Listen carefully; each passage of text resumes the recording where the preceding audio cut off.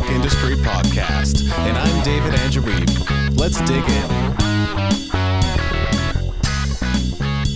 Thanks for joining me. Normally on the podcast, I would be sharing some insights about marketing, social media, or possibly business and entrepreneurship. But today I wanted to take a break from that to talk about a different matter entirely. And I actually debated whether this was something I should even bring up. But just the other day, I took some time out to go for a walk in Canmore. It's a rather picturesque town nestled in the Rockies, only about an hour and a half away from where I live in Calgary. It's a beautiful town, and it's also a bit of a tourist destination. But the thing that occurred to me, and I've had a lot of conversations with some entrepreneurs and artists I know, they seem to be experiencing this summer in a rather disruptive way. There are some exceptions, of course, and I've also talked to some people that really seem to be loving it and in their element, which is great. But as artists, we will go through different seasons. And this is also the type of content that I've been creating for my upcoming book, Flashes of Elation. So even if I just spend one episode talking about this, I believe it's something that could be of value to you. So we will get back to the regularly scheduled program in the next few episodes. But for this one, I wanted to talk about the 6 types of summer and how to interpret them. How we look at events shapes our lives. That's how significant this whole issue of interpretation is to me. And I think you will also find that you can view life's events through different lenses. And sometimes that can come through experience and time and some of the healing that you'll experience along the way. So I believe there have been a lot of shifts, certainly on a global scale with some of the things that are happening in politics and across the world, and of course on a more localized personal level, as I see reflected through some of the people that I know personally. These sudden and disruptive shifts can affect you and your ability to move forward in your career or finish the tasks you need to complete or take your relationships to the next level or really just slow down and enjoy life. There is a rhythm to life from week to week and also from season to season. I have often ignored it, especially in the last 6 years or so, because I've been pursuing various ventures and endeavors as an entrepreneur and as a musician, but sometimes the universe will get your attention through any means necessary. It wakes you up and you suddenly realize, that's right, I have a heart. I don't just have a mind. I also have a heart that wants things. And in fact, it might be a truer reflection of who I am on the inside. So often we judge the heart and try to push it down and forget about it. And then we wake up days later or weeks later or months or years later to realize we have unfulfilled desires. So as I was going on a walk in Canmore and reflecting on my past experiences, I basically identified 6 types of summer that exist. And there could be others too, and I would love to hear your thoughts on that.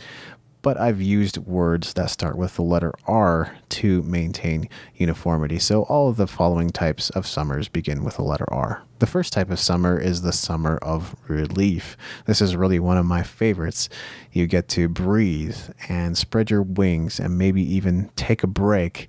It may even feel like an oasis in the middle of the desert based on all the hardships that you've experienced earlier in the year or some of the assignments that you've had to plow through or whatever difficulties you've been experiencing in life. There really isn't a whole lot to interpret with regards to the summer of relief. Chances are you've been in touch with your heart and been following with the seasons for a while. The second type of summer that I've encountered is one of recreation. This is where you get to go out, have fun, maybe go to the lake and go boating or fishing or swimming. There's a lot of activity, not necessarily one or after the another, but there's enough to keep you engaged and interested. And you get to do things you don't usually get to do. Maybe you'll pick up a good book and read, do some journaling, meet new people, share new experiences with your friends and family members. The summer of recreation is really great because you get to recreate yourself. You get to recreate your energy. The third type of summer is the summer of restoration.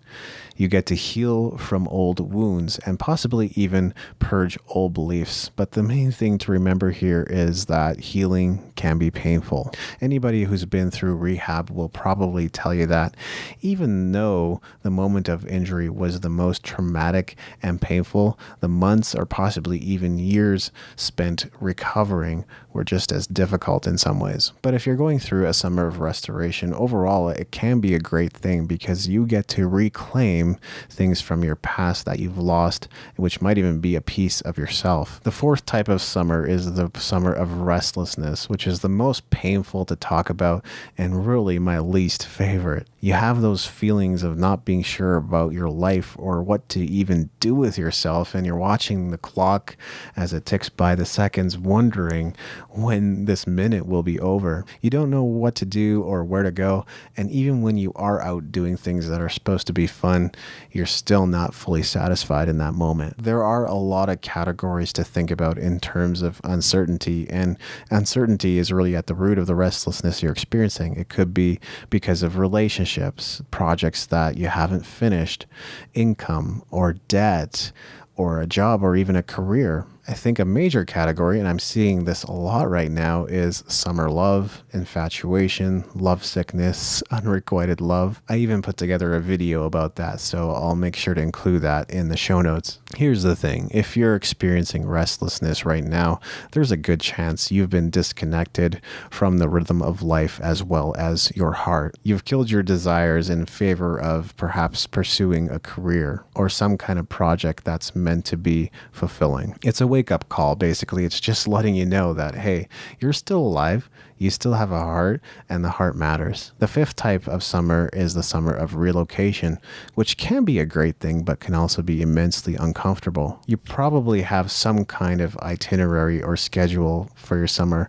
You know where you're going to be, and it's all mapped out, almost like a band that's on tour. Relocation almost always means moving from one familiar place to a less comfortable one, whether that's physical, mental, spiritual, emotional, or even financial. I think it's helpful to remember that this is all part of your growth process.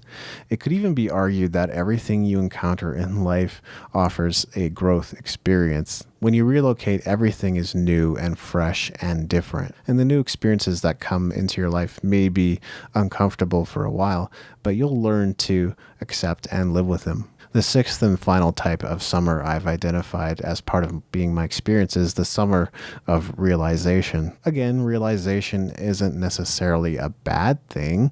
You may be waking up to certain realities you hadn't really considered before. It could be that you haven't accomplished what you thought you would have accomplished by now.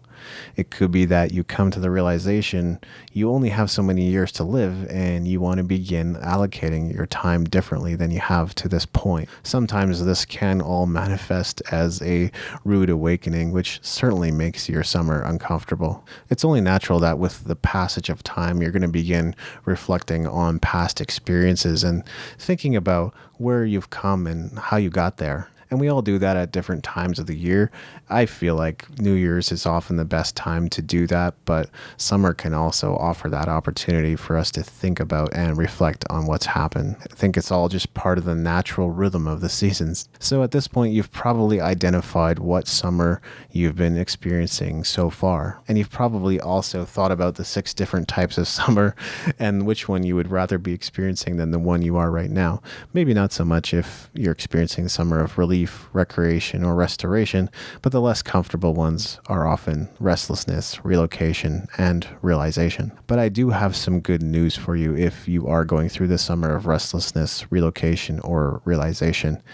And that is simply this: the different types of summer can overlap. So even though you might be going through a bit of a rude awakening at this very moment, on the other side could be relief or restoration or recreation. Earlier in life, it seems like summers seem to carry a single theme, but as you advance in years, there's just way more overlap and intersection than there perhaps was in the past. But whatever you may be going through right this moment, I just want to remind you that the summer is a very special time of year, and you can ignore it, you can loathe or hate it, you can dismiss it, but I believe it's wise to acknowledge and go with the rhythm of life. You will only experience so many summers in your lifetime. And if you happen to be living in a more temperate climate, you may not be able to appreciate this quite on the level that I do here in Canada, where the winters can be quite brutal. But summer can be a very special season for all of us.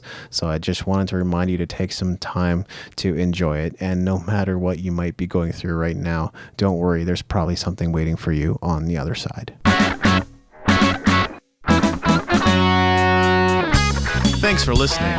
Make sure to go to musicentrepreneur.hq.com for show notes and other goodies, and leave us a review in iTunes to help us spread the word.